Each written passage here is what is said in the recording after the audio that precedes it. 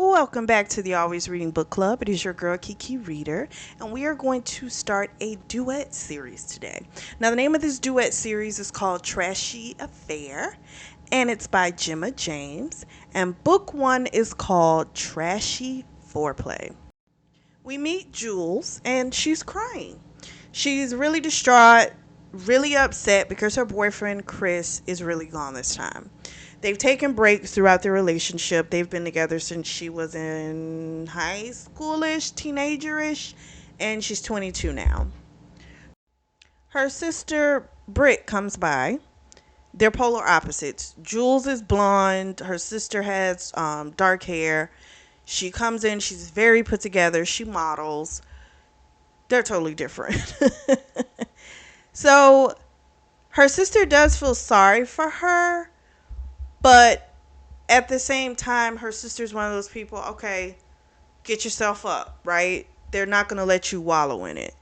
And I understand different people need different things, right? So, of course, this is not what Jules feels that she needs, but this is how her sister operates. We find out that her sister found out about the breakup because she saw Chris at the gas station, and he looked absolutely miserable and told her what happened. Now, I find it quite weird, but I guess not really, because it kind of shows their relationship off bat that they're not really close. Because normally when something that big happens, there's a best friend you call, or if you're close to a family member, you're going to call someone that's close to you. So the fact that she called her sister is kind of like, they're probably not that close. They live in a place called Whiskey Flats, which is right outside of Oklahoma City, and her sister was actually on her way to a photo shoot. So we find out that her and Chris lived together for the past 3 years, and again, it's been a lot of off and on. So her sister finally asks her, like, okay, well, what happened? She reveals to her sister the secret that she's been keeping from everyone. Chris found out that she screwed her boss, Perry. So she's an assistant. Chris is a construction worker. And as soon as she started working in the office, everyone could tell that there was chemistry between the two of them. But she had no intention of ever doing anything with him. And so what happened was, during one of the breaks that he initiated, right? She went to a bar, she got drunk, and her boss was there. He wound up coming over there to her, and it happened. She says she doesn't even remember it, and I'm like, okay, now if you don't even remember it, what really happened? And this could be a lot more disturbing, if you don't even remember. So he found out, and he was just like, that's it, right? Now, here's my thing, because I gotta have a little rant about it. You should not be taking breaks and then trying to make a person act as if they're still in a relationship. Because you can take a couple days, not take a break, but you can say, I just need a couple days to it could be to myself. You can reiterate, we're not broken up, we're still together. I just need a moment just to myself. But if you're doing breaks like you're done, and we already know there's a pattern, right? Because she states they've been doing this like their whole relationship. They already know y'all screwed up, But why are you getting upset about something?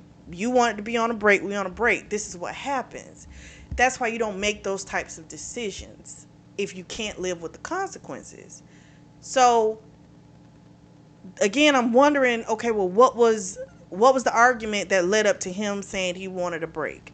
Like, what was that about, But for him, That was enough for him to say whatever their argument was, they needed a break.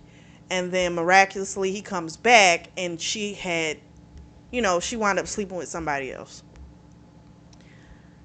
I wonder what he's done all these different times they've had breaks. Because I guarantee you, he's probably dibbled and dabbled in some stuff on these breaks because technically they weren't together. So her sister is just kind of like, okay, well, shit happens. You fucked up. You know, that's awful. You caved into your urges, but you're human. You know, move forward. She was like, you all need to break up anyway. So that right there makes me wonder too. Okay, all these breaks, like what's really going on with that relationship? Was it even a good relationship, right? So her sister's like, she's going to her photo shoot. Afterwards, she's coming back. She's like, we're gonna have get our nails done. We're gonna get our hair done, and you know, have a fun day. But this sounds more so fun for her sister. But again, if she doesn't know how to help you, this is what she knows. This is how she's gonna try and help. So Britt leaves, and she knows she's gonna get a call or a visit from her mom, but she gets a knock on the door, but it's not her mom. It is Perry. And Perry can see she's been crying, but we find out his purpose for being there is he wants to know, who did she tell? Like, who could you have possibly told? And he's just and she's like, I didn't tell anybody. He's like, well, you had to have said something to someone. So she's like, Chris came to me with the accusation and I admitted to it. I don't know how he found out. And she's like, well, maybe it was Darlene, because Darlene's one of their co-workers and she was at the bar that night. And he says, no, it wasn't Darlene. So we find out Darlene and his wife are friends, but also he's fucked Darlene. So he's like, it couldn't have been her. But I'm like, how do you know that? That doesn't mean it's not her, because first of all, she's already diabolical to, fuck her friend's dude and remain friends with the friend. Like, she's already diabolical. So why are we not putting this past this person? Right? What if she wants Perry for herself? She doesn't want to use her indiscretion, right? So she can use another one to get the wife to leave. That is very plausible. But he seems to think that that's not something Darlene would do. Okay. So if that's what he thinks, okay. So then he tells her basically the best thing is for her to resign. So she's like, you know what? Fine. Just consider this my resignation. Slams the door in his face. And now she's decided she wants to run away. A full adult wants to run away. So she has a friend named Leslie that lives in Seattle. And she moved there about 3 months ago. And this is her best friend. And so she's decided, you know what? That's where I'm going. We then meet someone named Cash. And he is currently at the airport, about to catch a red eye. And he's in a world of shock and pain. So he received a picture on his phone that shows his wife riding another man. He knows it's her because when she was 16, she got like what they call a tramp stamp that says love, and he knows it's her. So they've known each other for a super long time. Their parents are friends. So this is like a lifelong person he's known.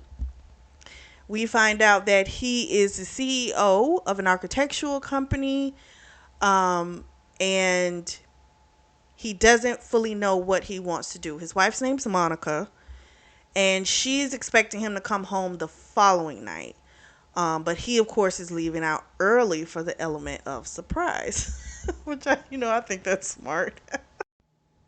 He's been getting texts from Monica, and he's not responding. So of course she's sending texts it's like, "Why aren't you responding to my text?" Still doesn't say anything. He wants to send back the photo of her fucking someone else, but he's like, "Nope, can't do that." So he gets a text message from his brother Caden, who is actually his twin brother. They're like 6 minutes apart, so he's considered the younger one. And his brother asks how the pitch went, I can't talk, how the pitch went. And he tells him, it went great. His brother's like, "Okay, well, what are you doing tonight?" And he's like, "Nothing, you know, just bed." And his brother's like, "Okay." He's like, "You only get to live once, you should live a little." That's the end of it. So he goes, sits at his seat. There's a blonde woman sitting next to him. She's looking out the window. She is completely somewhere else. And when she turns towards him, he describes it as if the feeling as if he's been hit or by a poleaxed. So she has these beautiful chocolate eyes, and he feels like he could just drown in them forever, and he has never felt that way about anyone. And I'm sitting there, reading this thinking like, maybe you should have felt a little of that towards your wife. Just saying.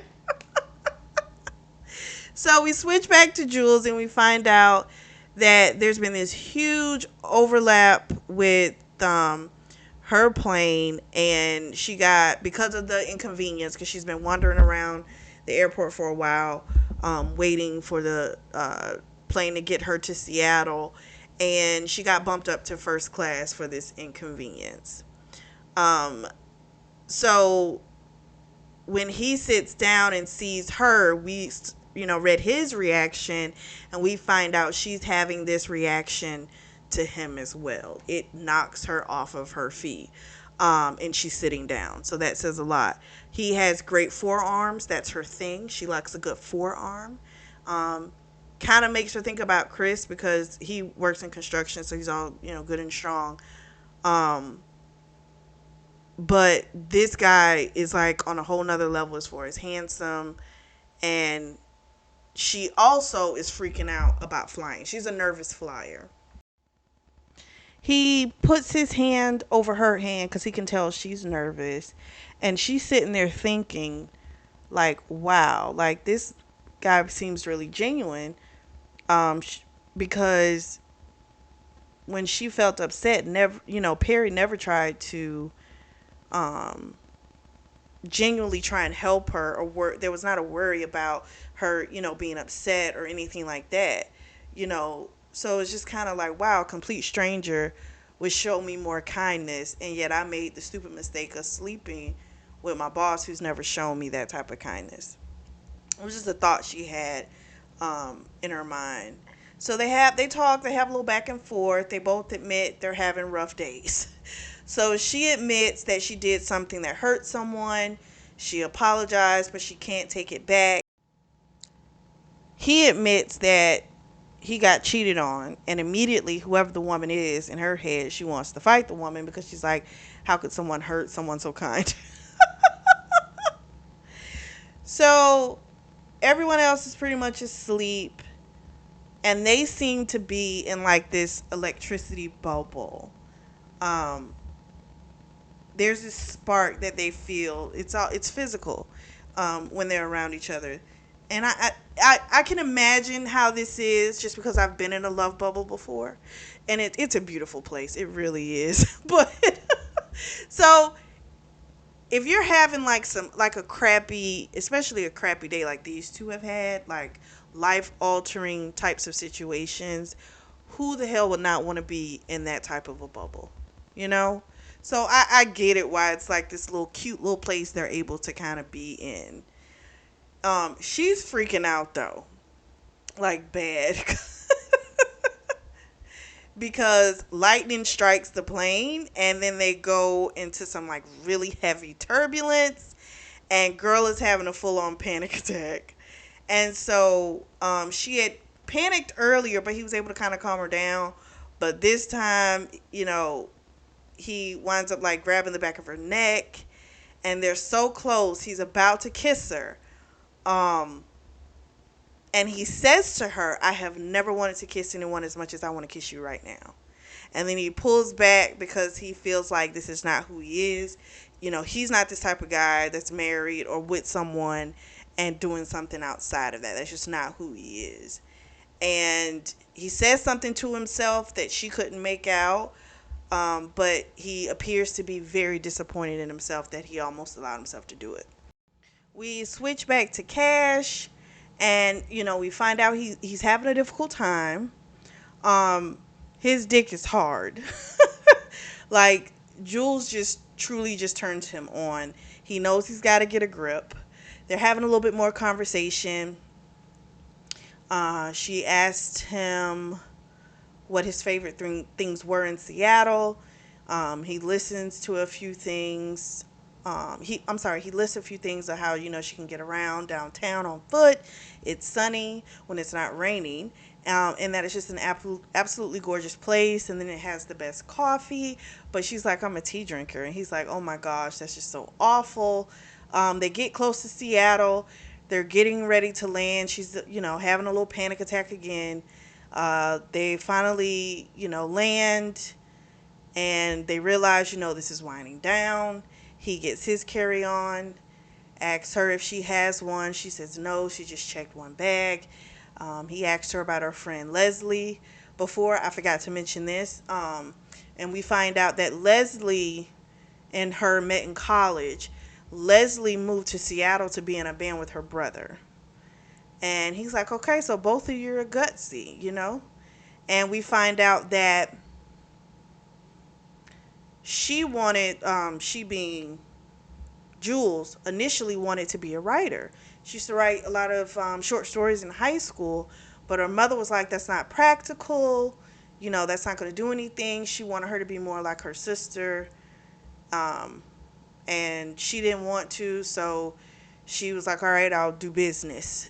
And Leslie was majoring in business as well at that time. So we find out that he thinks, based upon the conversation, that she cheated on someone. But she's wrecked with guilt about it. And he's thinking, you know what, if Monica is at least half, has this type of sympathy, and is sorry for what she's done, he might consider trying to give them another chance. He admits to himself the marriage has not been in the best place. He can't remember the last time they had sex. And he's been consumed with work. But he says she started, being cold towards him. And that's kind of what, moved him towards just, well, just work, That's what you can do. That's what you can control. Just work, And he knows he was in denial for a period of time about the relationship. But he realizes, they both got a stake in this. It's not just all on one person. And so she asked if he believed in fate. Jules said that to him. And he says to her, I didn't until this plane ride. He gives her a kiss on the cheek, and then he walks off, and he doesn't look back. We switch back to Jules, and Leslie comes, picks her up from the airport. Leslie drives like a pure maniac, and Jules is like, oh my gosh, can we just make it there in one piece? And she's just like, I drive. I'm a great driver. Like, don't even trip. But I'm like, she's driving crazy and it's raining. That's that's scary.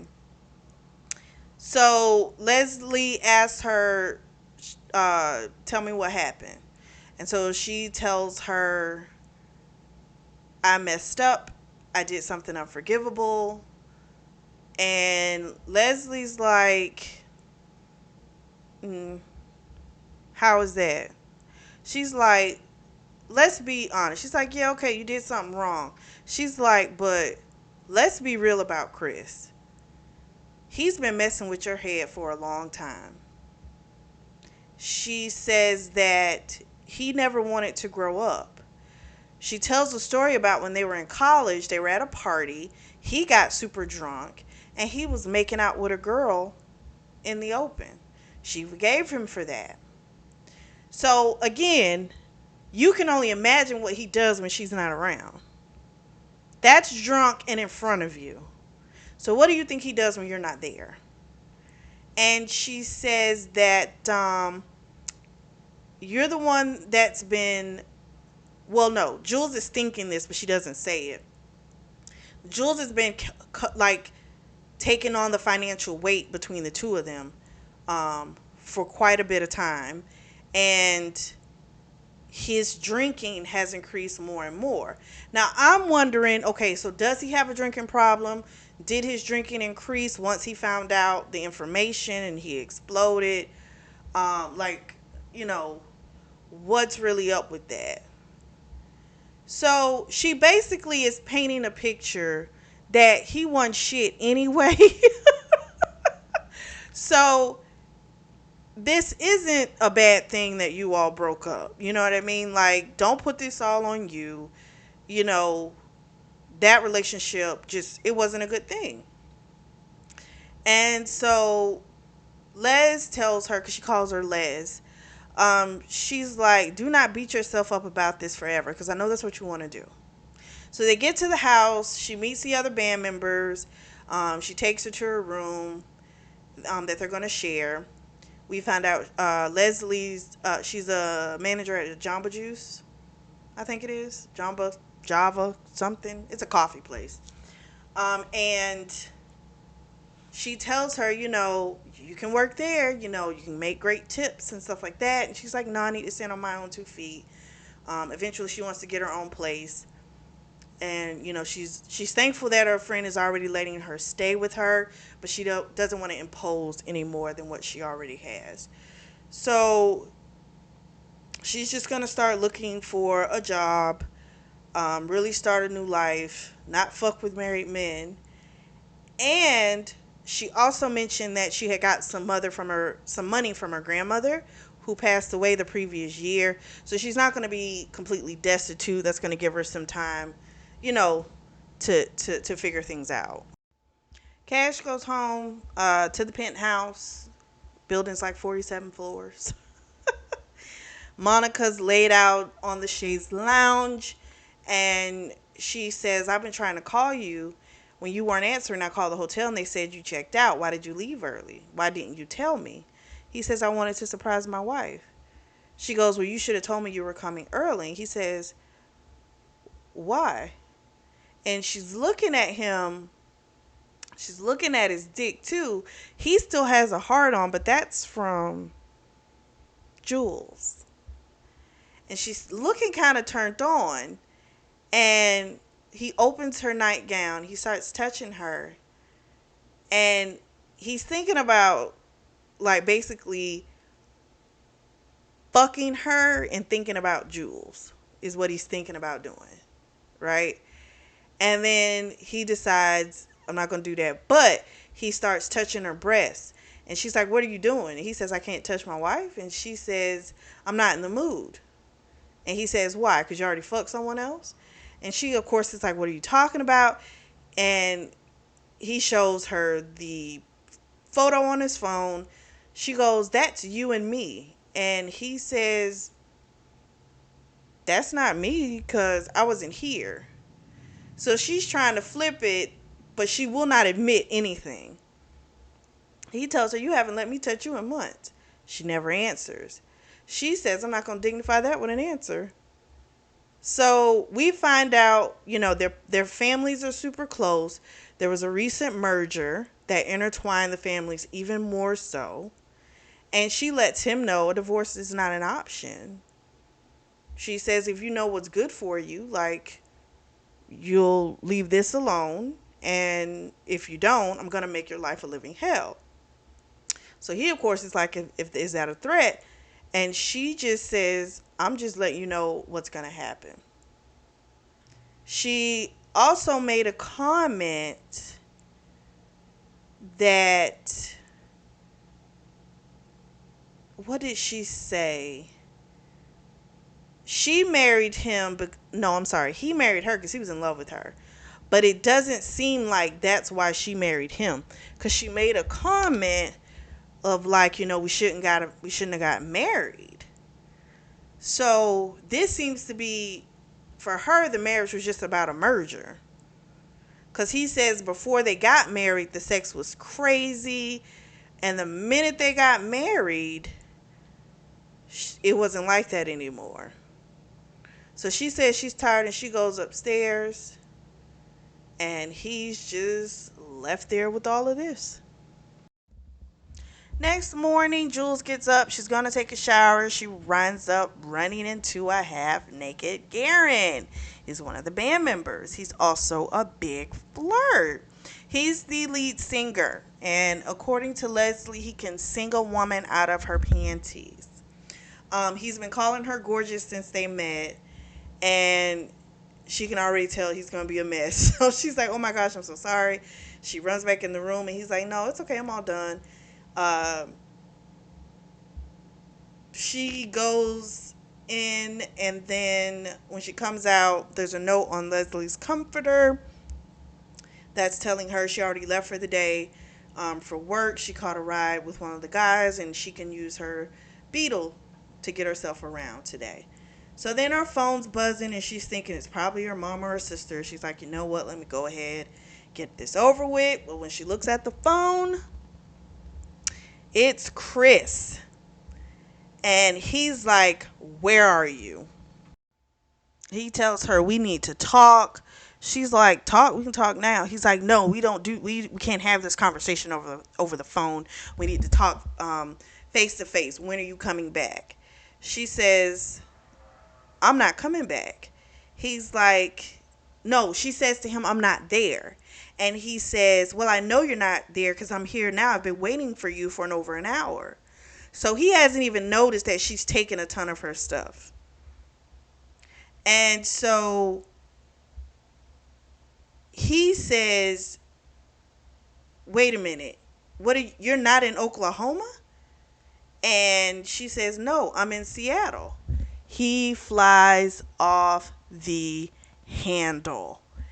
He is like, you need to leave from there because you know that bitch is only going to try and taint your mind against me.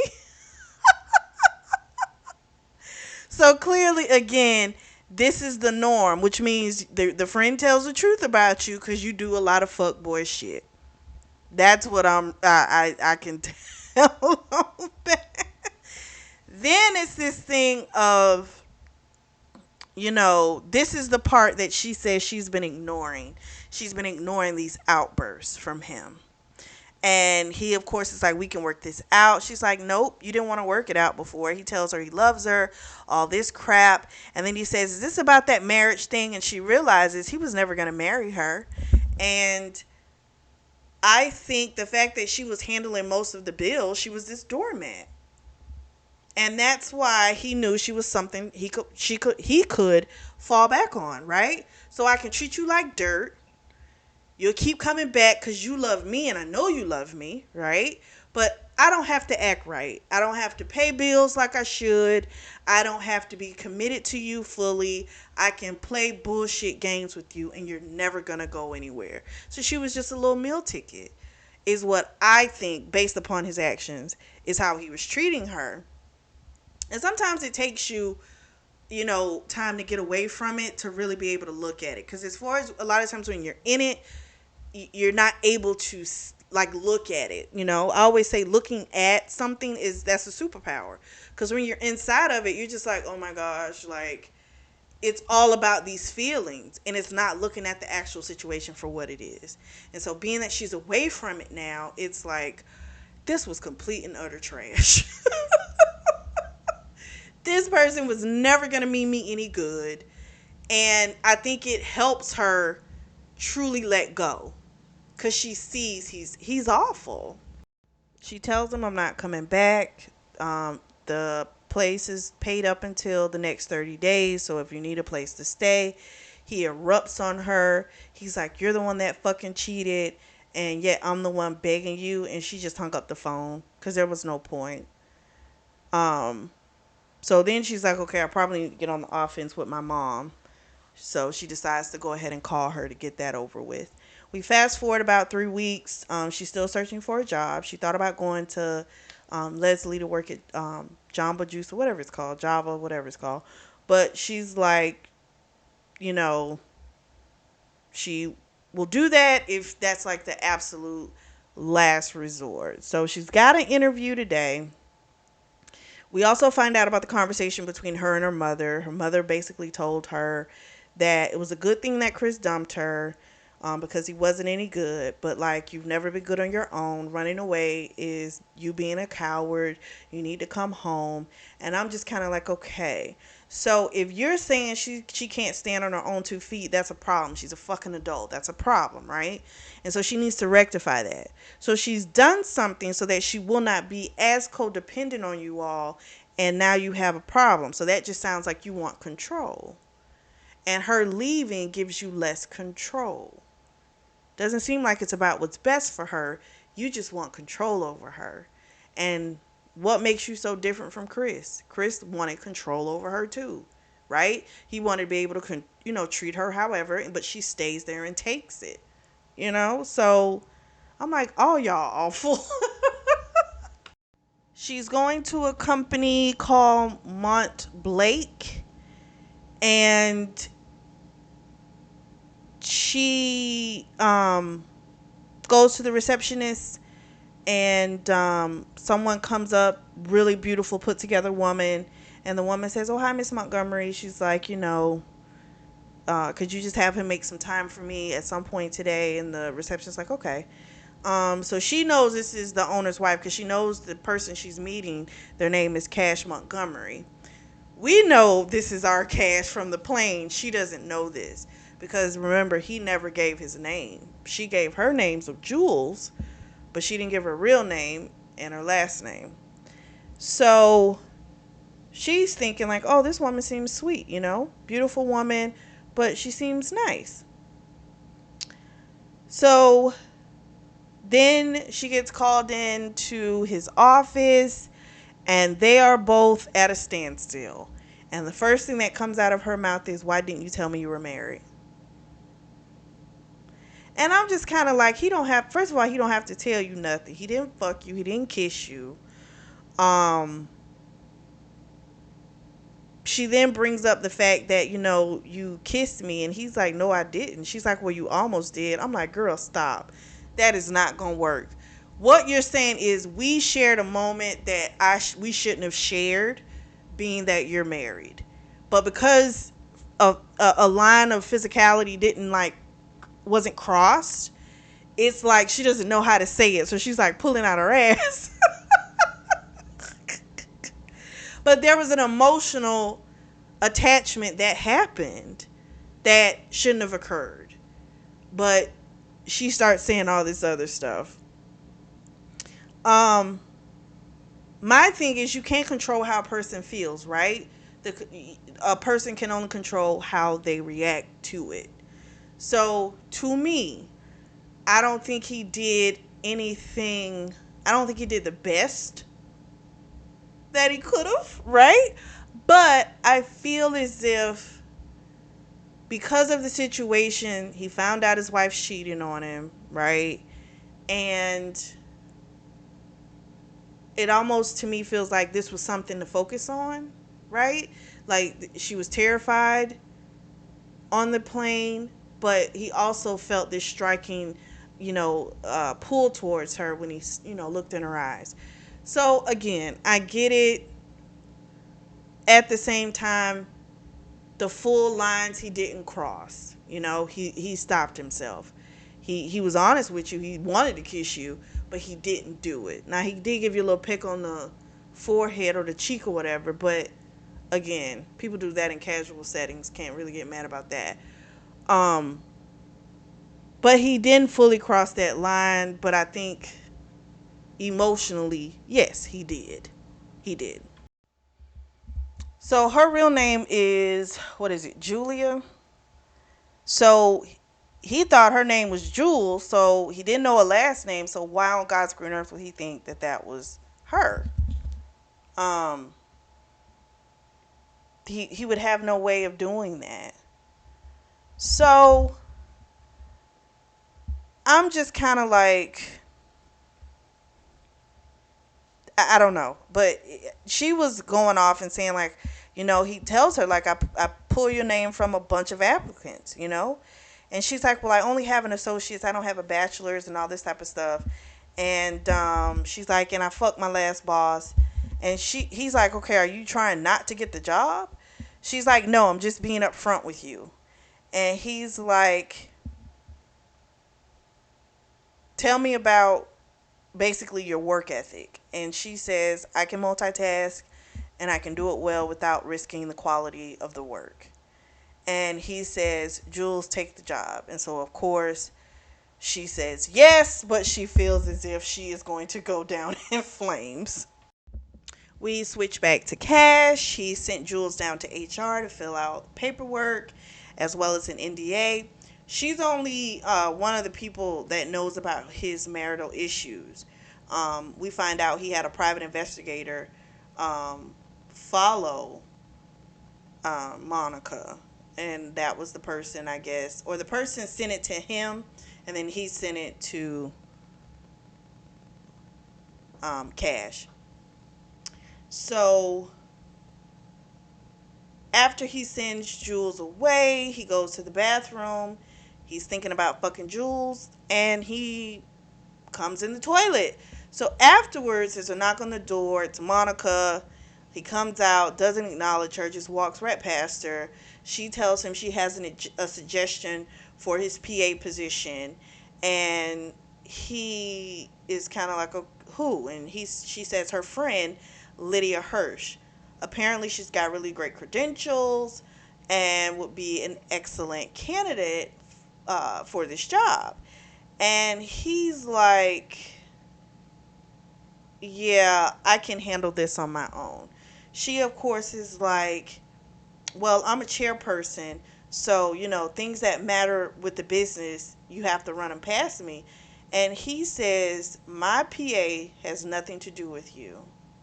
You know, anything involving the company, they will email you and give you what you need. And he's like, so if there's nothing else, I have work to get to.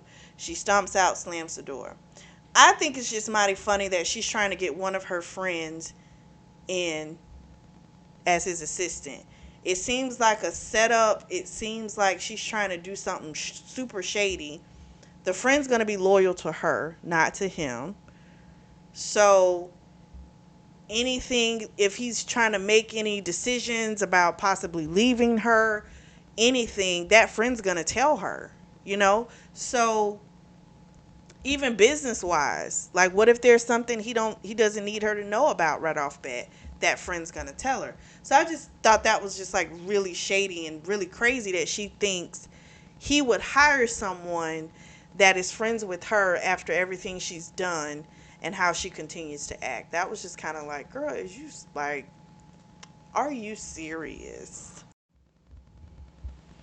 We also find out that there is a new Mont Blake building that is going to be going up in Oklahoma City. Ain't that grand? So then we switch back to Jules, and she started that day. The rest of the week, she has been, running ragged. It's been a challenge. There's such an intensity towards him, but she's also falling into a groove. They do work really well together. It's Friday. She's thankful because she's thinking like, okay, I can get a few days away from this. And so when she steps out of the elevator, um, I'm sorry, when she sees him step out of the elevator, he's changed clothes, and so she has a file folder for him, and she's like, if you need anything else, just let me know. And she's like, it's your travel plans. I just want to make sure you looked at them before I finalized them.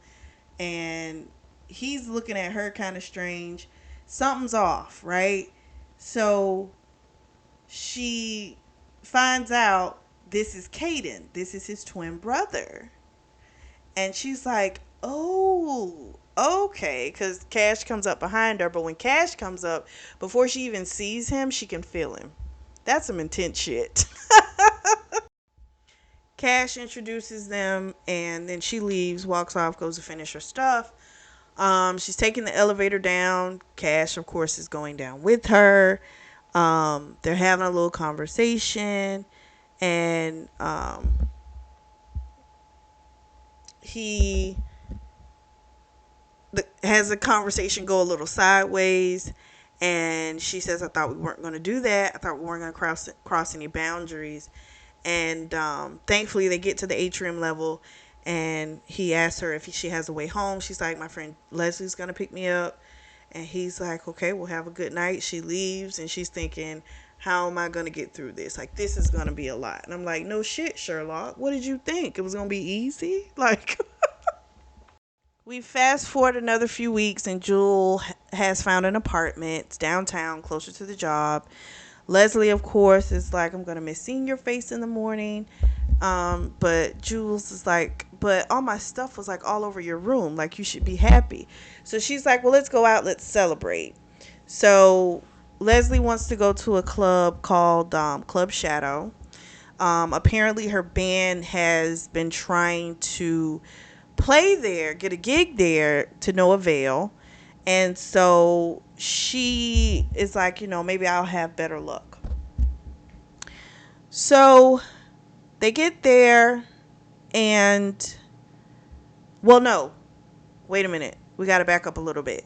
So she's got to go, aka Jules. She's got to go, and not Jules. Leslie has to go and like finalize some accounting stuff at the coffee shop. So she's like, she'll pick her, later that evening.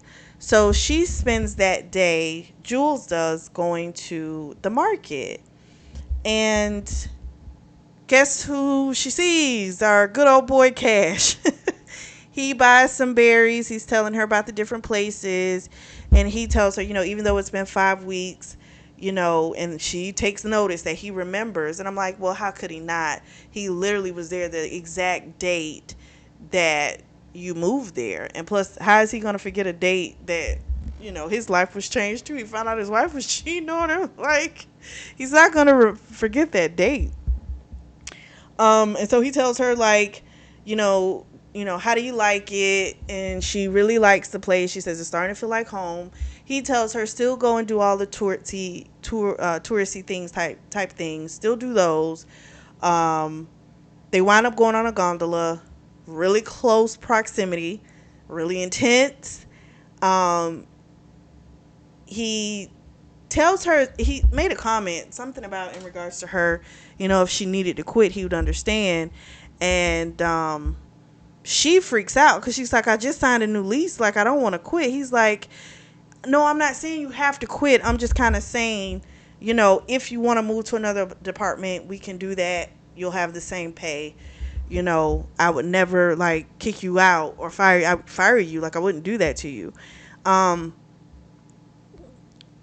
He says, it wasn't either of our faults that we met before you came in for that interview, and I don't want to punish you for that. It's not something I would ever do to you.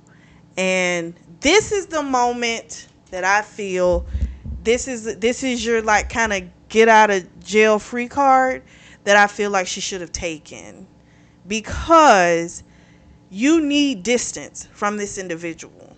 You need it. Doesn't mean you're never going to see him. It's like you're still in proximity of him, but at the same time, you're giving yourself a reasonable amount of distance from him. You being his actual personal assistant, that's too close. So it's like, this is not going to get easier as time goes on. Your feelings are going to get stronger. They're going to get more intense because you're constantly being around this person. Now your feelings can get intense, and let's say they weren't around each other, but they were just, they could talk a lot. Any of those situations can allow feelings to intensify, but you being his assistant is too fucking close. And it's like, okay, you're playing with danger at this point. And you both know it, and I feel like that's why he even came up with this idea of, maybe I can put you in another department if that's something you would want. I genuinely do feel like he doesn't want to make this hard on her. He wants to make this as easy on her as possible. At the same time, he wants her near, and he knows it's wrong to want her near, but he's trying to find a way to where this can be possible, where it's not so crazy. However, his ass is still in the wrong because you're the boss. Just fucking move her. You know what I'm saying? Like you see the looks that you two are giving each other. You know this isn't gonna simmer down. This is where he should have made an executive decision and just moved her. Not even fucking asked. Just move her. The fact that you asked her is also you kind of saying, well, I gave her the option, she just didn't take it. So it's also you trying to kind of take it off of yourself and put it on her. So it's like, okay, well, if she doesn't leave, I did at least give her the option to do it. She just didn't want to go, you know? But that's where he should have made that executive decision and just moved her, you know? And that would have been what was best. Period. The end. They leave from there. She tells him she had a really great day. He was like, you live close by. And she's like, yeah, not far at all. And he's like, I would ask you to walk home. And she said, yeah, but we can't do that. Because if they go back to that apartment, they fucking, that's a wrap. It's too much sexual chemistry. Jules and Leslie go out that night. They had some pre-shots before they left. Um, they get to the club. She thinks it's Cash coming towards her, but as he gets closer, she realizes it's Caden. Leslie is like, oh my gosh, that's the guy that owns the club. She's like, you know him? And Jules is like, well, not fully. I just met him once. And so she tells, it's my boss's brother. So then Caden comes over. He says, tell the bartender, give them whatever they want. It's on the house.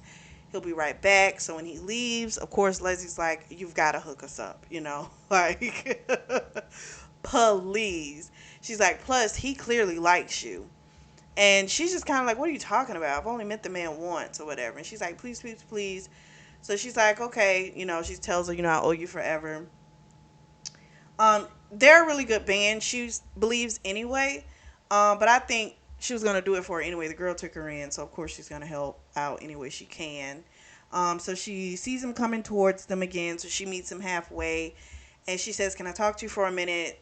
He takes her up to VIP. She tells him about the band. He's like, okay, but on one condition. You got to go on a date with me. And she's like, I don't think that's a good idea. He's like, why not? Do I remind you of your boss that much? Is he that awful? I can try and change my face. She laughs. She keeps saying no, but he's like, it could be fun. She's like, okay, we can go as friends. So he's got an event coming up, and he's like, it's like later that week or next week or something like that. And she says, okay, we can go as friends. He's like, all right. Well, let me go down there and tell your friend they got the gig. She feels awful about this. She feels as if she is betraying Cash. Yeah, is my thought process with that. I mean, Cash is married. I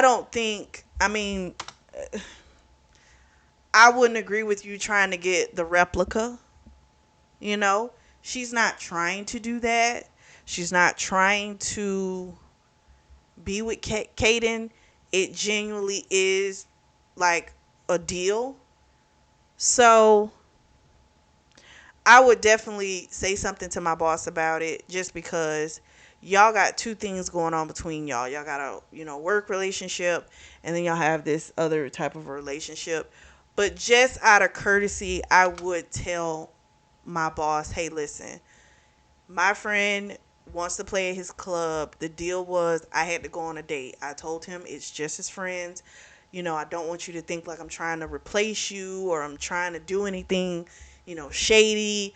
I would have just did that just so it doesn't look crazy. Cuz it looks kind of crazy right now, right? It looks like you're going out with him cuz you can't get the one you want. So you're getting the replica. So I would say something to him just to kind of kill that. We switch back to Cash. Him and Monica are having dinner at home. He made linguine. He's trying to get some type of some type of communication between the two of them, because they really have been communicating these past few weeks. He avoids her most of the time. He asked her how her day was. She said, no, he asked her what did she do. She said she went to the spa. This is Sunday night. So she's like, well, what did you do? And he says, I just got caught up on some work. Then he asked her if she was still fucking the other guy. She doesn't give a response. I said, this is wild. This is absolutely wild. She doesn't say anything. She's like, I'm not gonna answer you. Um, she tells him again, I never should have married you, and he, of course, is like, what? You know, why would you say something like that? And he says to her, we're like this because you cheated. But she's like, it's more than just that. So again, she didn't want to marry him from off the rip. So she storms off, he goes to the guest bedroom because she's locked the master bedroom, and he winds up texting Jules. He says to her, would you ever have let me kiss you on the plane? And she texts back, I would have. And then they start texting back and forth. It's just real raw honesty, of how they wish they could be, how they are when they're around each other. She again tells him how much she enjoyed the previous day. And then they start talking about, sexual fantasies. Like she made a comment about something about the things she would do with her mouth. And she says, even though my boyfriend, my ex, says that I wasn't good at it, he texts her back like, I don't know what world you live in, but like, just looking at you gets me hard. There's no possible way, you know, that you could do that to someone and they say that to you. Like, they clearly did not deserve you. He tells her he wish he would have met her a year ago. So him and Monica have only been married a year. I was like, oh my gosh, they haven't even been married that long. So this clearly, she didn't want him. Because when the whole thing about, all the crazy fucking, and then all of a sudden, like, I don't want to touch you no more. Like, what the fuck? Like, nah. That clearly was a ploy right there. So then she messages him basically like, you're married. There's nothing we can do about it, right? That's it. So she says goodnight. He doesn't say goodbye because he doesn't ever want to have to say goodbye to her. Next day, Jewel is having a hard time. Even though they said they weren't going to talk about those text messages, it's in the air. They've got a lot of work to do. They get through the end of the day. He asked her, as they were going down the elevator, if she wants to go and have dinner. She's like, I don't think that's a good idea. And he was like, she made the comment, like, shouldn't you, go have dinner with your wife? She's waiting at home for you, right? And he's like, she's not waiting for me. We're not in a good place. He says we can just go as friends. So she agrees. She tried the whole I'm paying for my portion thing. They get there. They order food, talk a little bit, talk about their families. He's saying how her mother is, I'm sorry, she says, our girl Jewel says how her mother is still not talking to her. It's been a few weeks. He asks her, well, why do you think that is? And she says it's about control. My sister Britt does whatever she wants her to do, but we've always butted heads. Caden, we find out, is the Britt in his family, kind of, right? Because he's running the family business. Caden is the one that doesn't want to work within the family business, and which is why he went and he owns a club. So we find out the previous year the father had a heart attack, and that was why he had to take over. Cash did, because of that merger. So he would have preferred to just remain an architect and create, but he always knew at some point this was going to fall on him. So he just went ahead and he stepped into it. She can tell there's regret there. He winds up paying for the whole dinner. They leave out. He asks to walk her home. She says, I can get home by myself. He's like, I'm sure you can. Um, she again says goodnight. She leaves. Kaden comes to pick up Jules. They head out. She's noticing these houses where they're going. They're getting more and more elaborate, pull up. She's like, where are we? He says it's his parents' house. She's like, why would you bring me here? This is so inappropriate. Especially, like, why would you do that? And he says, I bring casual dates here all the time. She's like, well, what's the event tonight? He says, it's my birthday. So she knows his brother's going to be there. She's like, my boss is going to be here. She's like, take me home. He's like, okay, I'll take you home. What do you want to do? Because he's like, once I take you home, by the time I get back, they'll be done. Almost done. So she's like, okay, fine. Right? So they go in. Monica sees her first and says to Cash, what is your assistant doing here? And then Cash looks and goes, what are you doing here with Kaden? But there's this stillness in his eyes that she's never seen before. Then he's like, then he tells her, I need to talk to you. And so he takes her in another room so they can have a conversation. He, of course, is like, how did this happen?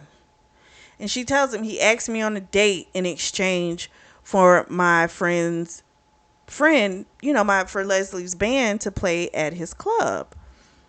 And this is again where I think you should have just told him. Not because of the emotional attachment y'all have to one another. That's the reason why you wanted to tell him, right? But you don't owe him for that. You're not in a relationship. You got some shit going on, but it's nothing that you are required or you should have said something because of that. You should have said something because he's your boss. And this is his brother, and that makes it personal. Okay? Any boss would want to know if you fucking their brother, or, you know what I mean? They would want to know. Because that could potentially affect your employment there. Like, what if y'all have a bad breakup and you decide I can't be around you because you look just like him? You know what I mean? And you're a great assistant. That could affect. Now, his problem isn't that. His problem is the emotional attachment. That's why he's mad, right? But this is why I felt like she should have told him based on that other one. Because he's your boss. And you need to make sure it's clear. Hey, this is what it is. It ain't shit else going on. He's giving her that possessive look. This thing of like, you're mine. And then his mother comes in. He introduces them. And then Kaden comes to the door. And Jules is like, all right, let me go ahead and let me go. Because this is so awkward. So Cash, we switch back to him. We find out he is having an absolute fit. He is sitting across from Kaden and Jules. And not too long after, they've sat down.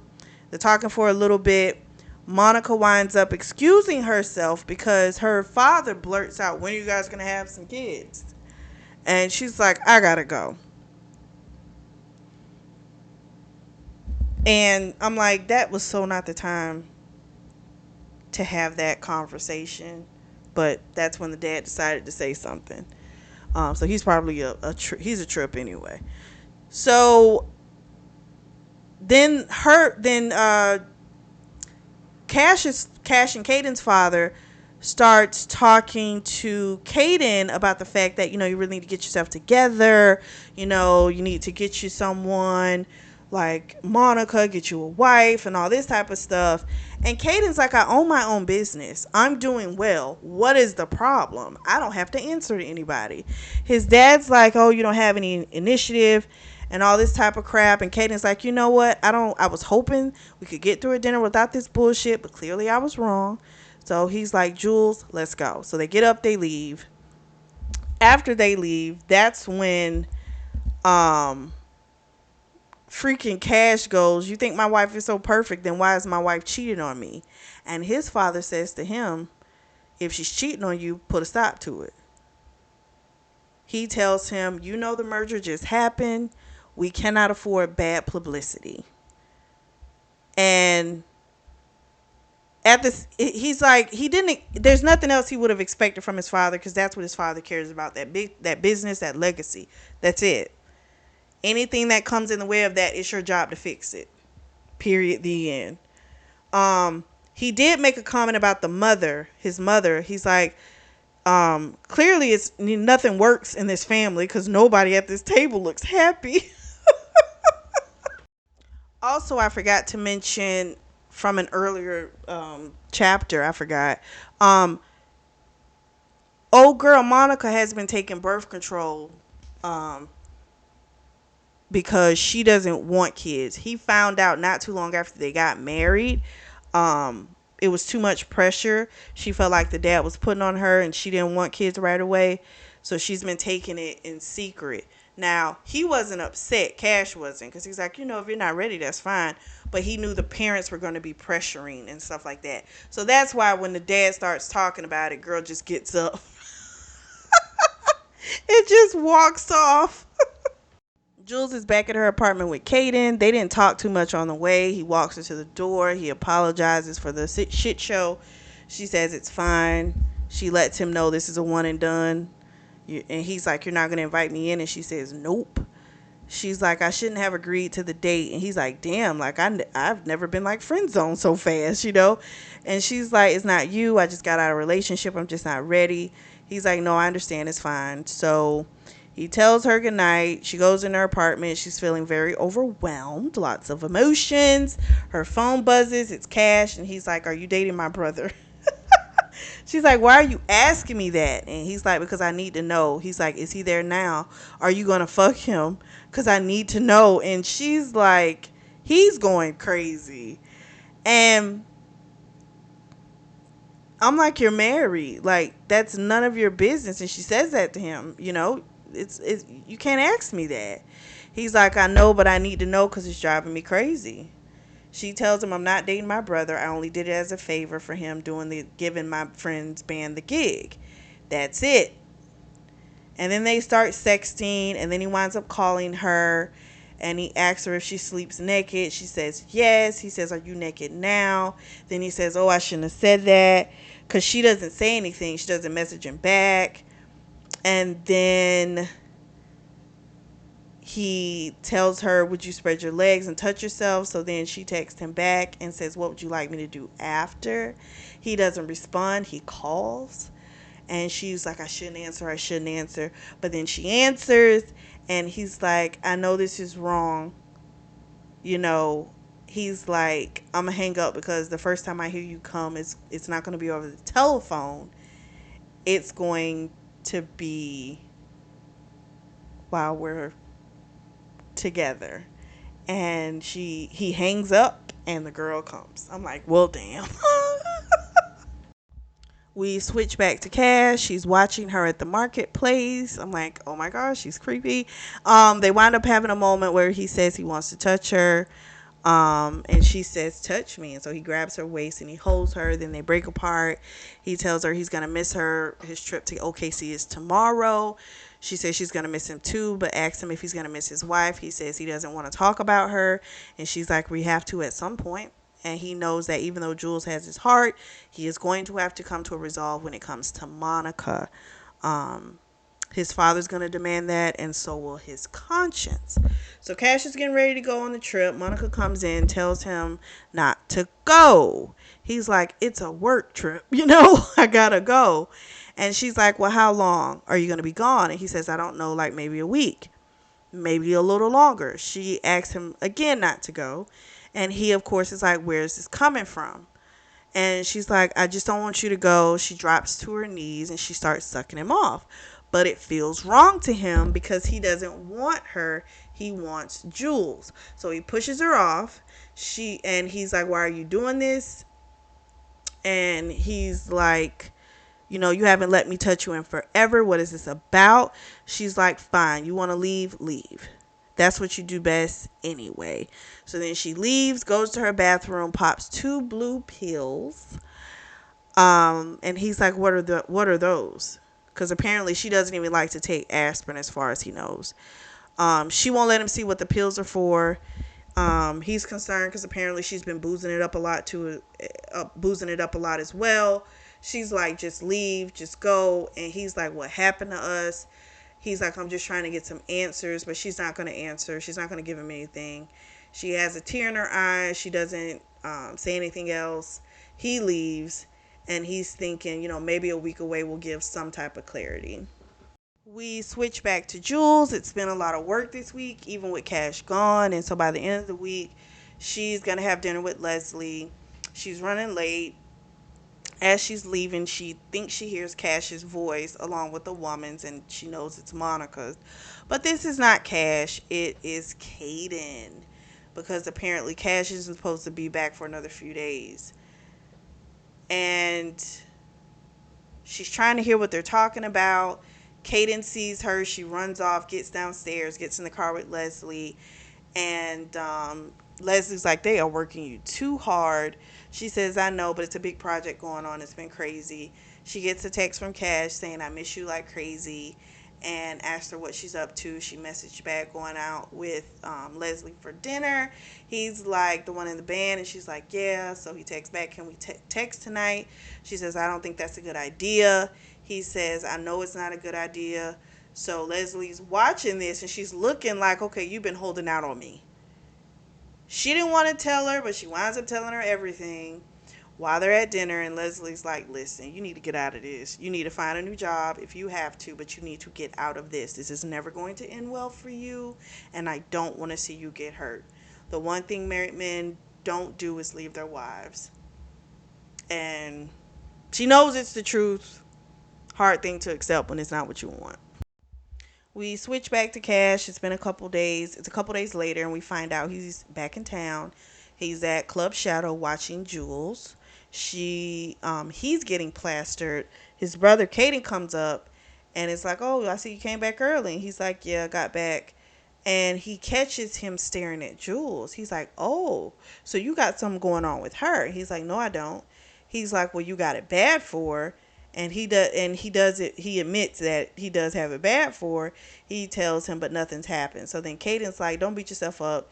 You jumped into that marriage, and you shouldn't have let dad pressure you into doing it. And he was like, I married her because I loved her. He's like, still, we're all human. We make mistakes. So then Caden winds up leaving because he has to go take care of something.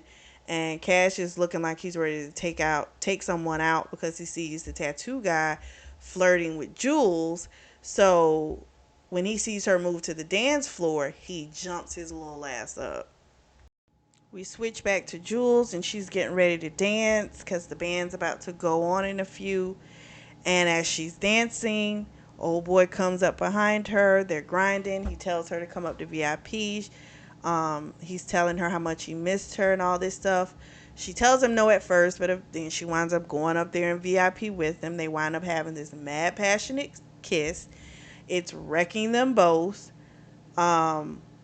She says, like, you're married. We can't do this. She pulls away. She's like, why are you still married? He says it's complicated. She says it's not an answer.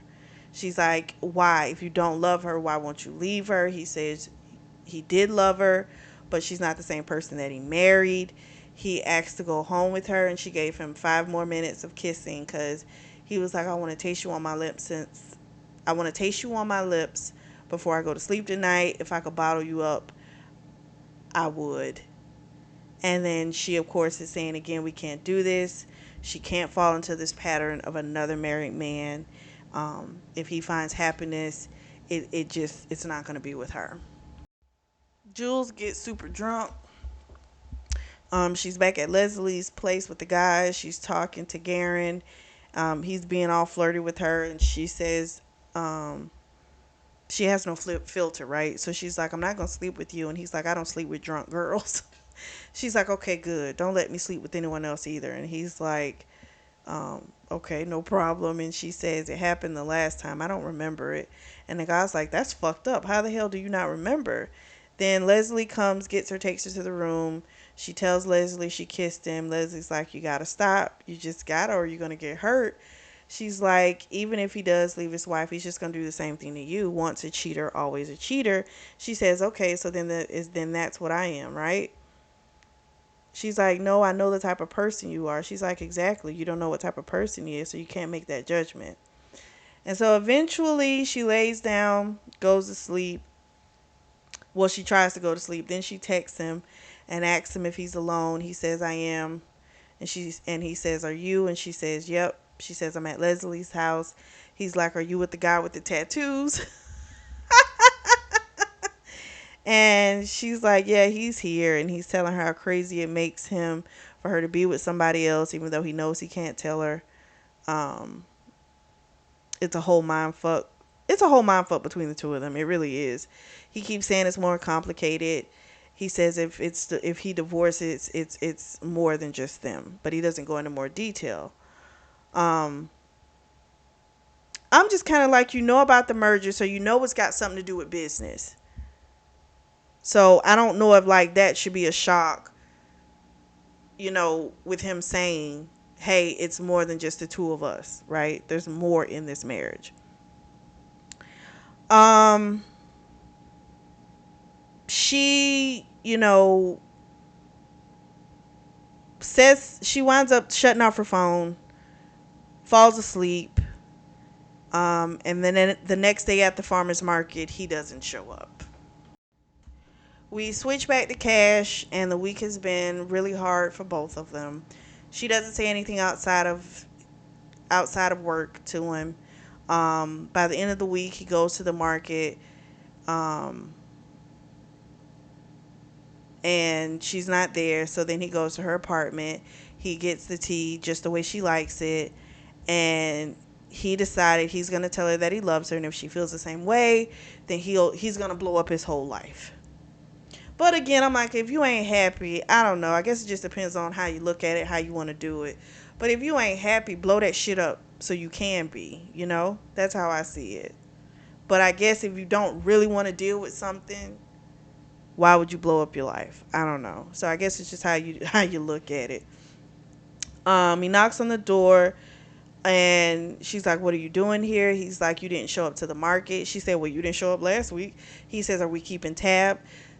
And she's like, I don't know, but we can't do this. And he, of course, is like, I need to talk to you. And then, of course, before you know it, they crash into each other. They start kissing and they finally fuck. And it's the most glorious sound to his ears as she comes. And he feels as though she is truly a part of him at this point. So then we switch back to Jules, and afterwards they just hold each other. She winds up crying, thinking about the weight of everything that just happened. He kissed her and he just told her, I'm not going anywhere. I'm not going anywhere. He got hard again. He was ready to go. She was too, but then she asked to take a shower. They go in the shower. She wants to suck him off, and she says, you have to tell me how you want it. The girl was fine. It was crazy because she was having thoughts of what Chris would tell her while she was sucking him off, and he would say things to her like, you're scraping me, or you're doing this wrong, and all that type of stuff. And he wasn't even as big as Cash is. And so she let him fuck her mouth and come in her mouth. And he told her to touch herself, but she couldn't let herself come because the next time she came, it was going to be on his tongue. Now that is some sexy ass shit. That really is. So he just says the dirtiest stuff. She loves it. She feels like he owns her, and she just adores it. Again, you just got to get with people that like the level of your freakiness. Even though this fucked up because he married.